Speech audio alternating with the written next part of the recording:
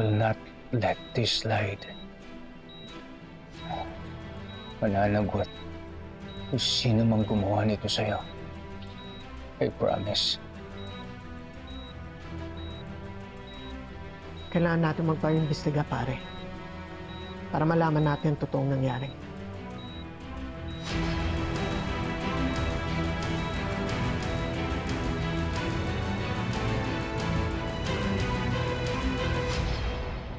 Nakakahiya tayo. Nandyan nun sa menu, tapos pag-order ng customer, wala. Umorder naman po ako sa supplier, kaya lang hindi lang po talaga dumating yung delivery. Ay. Pero in-order ko po talaga. Nagpapalusot pa kayo Hindi, eh. ma'am, gano'n na lang i-cross ko. Tumigil ka na. Sa susunod ha, siguraduhin yung kumpleto. Tali! Nay, paano mo nagawa to kay Ben, ha? Tali, dahil sa ginawa mo, muntik na siya mamatay, nasa ospital ngayon si Bel. Kunento na sa akin ni Tyrone yung mga nangyari. Nay, makinig ka nga. Hindi ako yung tumulak kay Bel. Si Tyrone yung tumulak. Anong ako? Ikaw naman talaga yung tumulak kay Bel, di ba?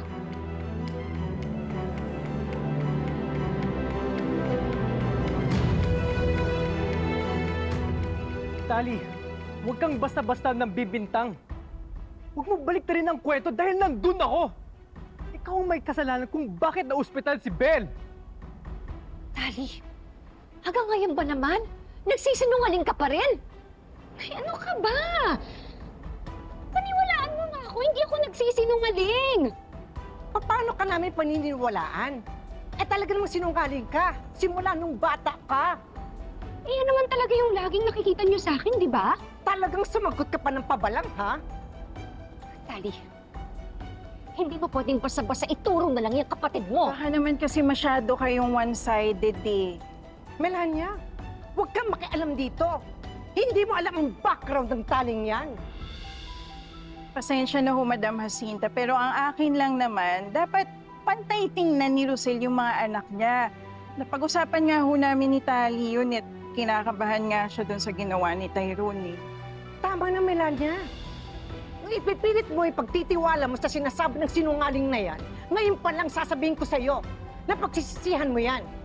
Kilala ko si Tyrone. Hindi niya magagawa yung binibintang ng sinungaling na yan. Nay, hindi po ako nagsisinungaling, Nay. Inosente ako, Nay. Pero okay. Nagigets ko kung saan ka nanggagaling kasi ever since na bata pa kami ni Tyrone, ako naman lagi yung masama, di ba? Tapos siya yung laging mabait sa paningin niyo. Sige, saktan niyo na lang ako, Nay, kung yun yung ikagagaan ng loob niyo. Sampalin niyo ako at kambihan niyo tong paborito niyong anak! Tali, walang kinakampihan si nanay. Magsabi ka lang ng totoo. Dahil sigurado ako, hindi totoo yung binimbintang mo sa akin. Alam mo ba? Alalang-alala ako sa kalagayan ni Bel. Dahil hindi ko na alam kung anong mangyayari sa kanya. Tyrone, Tali, ano ba talaga ang totoo? Pwede ba magsabi na kayo ng totoo? Pasensya na ho ulit ah. Pero hindi ko kasi kaya na hindi sabihin to eh. Andito na nga si Tali oh. Humaharap sa inyo kasi nga wala siyang kasalanan at nagsasabi siya ng totoo. Oh, naghanap ka pa ng kakampi? Ha? Napakasinungaling mo. Tyrone,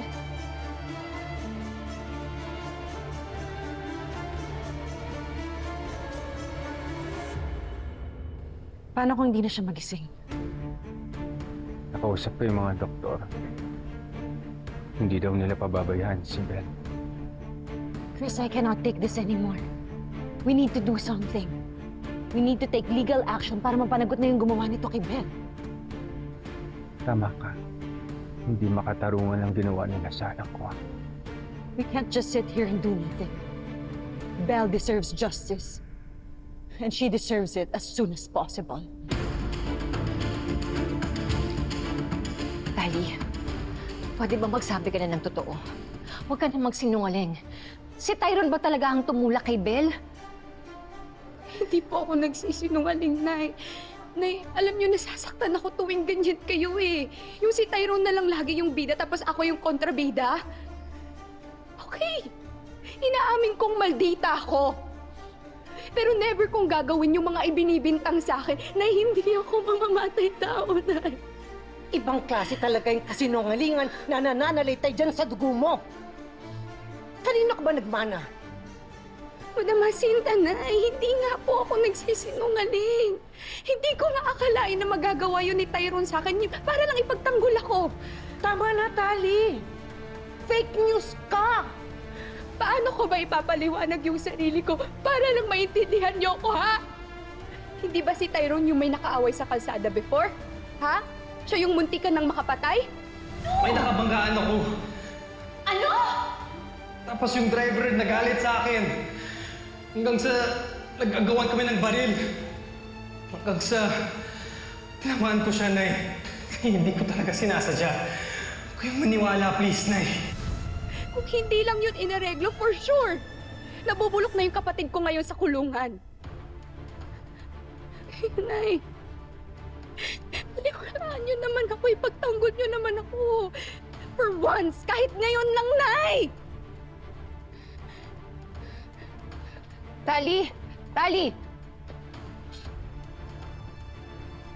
Eh kung may history naman pala si Tyrone, eh di hindi naman pala malayong mangyari yung magawa niya na itulak si Belle. Self-defense yung nangyari noon. Sandali So kung hindi niyo papaniwalaan si Tali, anong ibig sabihin nun? Ano, okay lang sa inyo na makulong siya? Rosel, yung babae mong anak makukulong. Ayoko. Ayoko mangyari yun. Kahit kailan, Rosel, hindi nagsinungaling sa'yo si Tyrone. Naalala mo ba ng mga bata sila? Nung magnako si Tali para pambili niya ng lotion? Sinong pinagbintangan niya? Si Tyrone! Siya po ang kumuha ng pera ni Aling Jacinta. Kaya po siya nakabili ng lotion. Wala ako na! Gusto ko lang naman kasi mabili ang lotion na yan eh! Tinuro mo pa yung kapatid mo eh. Ikaw naman palang may kasalanan. Hindi sinungaling si Tyrone. Kaya wag mong hahayaan, Rosel, na mapagbintangan siya at maakusahan sa isang kasalanan na hindi naman siya ang gumawa.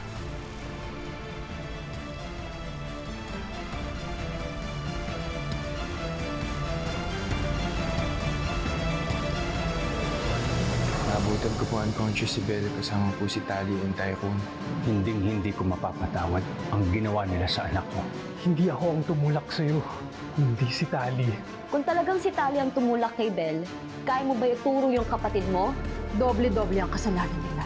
Kaya I'll make sure na doble din ang sakit na mararamdaman ni Jose kapag binayaran na ito ng anak niya. Ano po bang pinaplano niyo? Hello, Magno. May papagawa ko sa'yo. Siya ba yung Tyrone na tinutukoy ninyo? Kilala niyo po siya? Kapal din ang mukha mo magpakita dito. Katapos ng ginawa mo sa anak ko.